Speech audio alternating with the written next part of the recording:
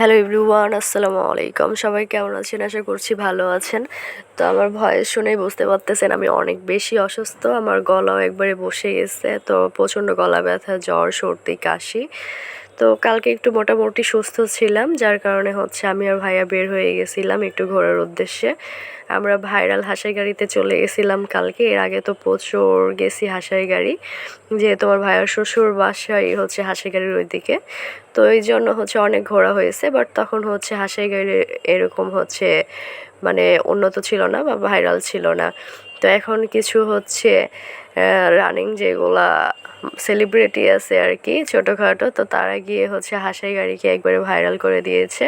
তো এই জন্য হচ্ছে আমি আর আমার ভাইয়াও চলে গেছিলাম। আমার তো এমনি জ্বরের শরীর, একটু জ্বর কমছিল দেখে চলে গেছিলাম। তো এই তো হাঁসাই গাড়ির মধ্যে হচ্ছে ঢুকেই গেলাম রাস্তায়। এটা হচ্ছে ফার্স্টেই হাঁসাই গাড়িতে যাওয়া। তো এর আগে তো হচ্ছে অনেক গেছি, মানে আমি জ্বরের কারণে কি বলতেছি গাইস একটু ক্ষমা দৃষ্টিতে দেখবেন। তো এই তো এখন হচ্ছে বাইক নিয়ে যাচ্ছি। এখানে হচ্ছে এখন প্রচুর দোকান হয়েছে, ফার্স্ট থেকে শুরু করে নৌকা দোকান একবারে ভরপুর। আর আমার ভাইয়ার হচ্ছে মামা শ্বশুরদেরই অনেক হচ্ছে আছে, নৌকা আছে, ইচ্ছে করলে ঘুরতে পারতাম, বাট সাঁতার জানি না, এই জন্য হচ্ছে একা একা আর ঘুরি নাই। তো তারপর ভিড়ের জন্য আমরা একবারে ফাঁকা জায়গায় গিয়ে এখানে হচ্ছে কফি খাচ্ছিলাম।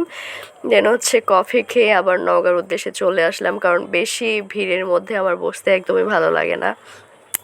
তো এখানে অনেক জ্যাম ছিল, তারপরে হচ্ছে ওইখানে আমি বসি নাই। তো এই তো তারপর হচ্ছে নওগাঁতে এসে গলা ব্যথা করতেছিল, এই জন্য চা খাইলাম।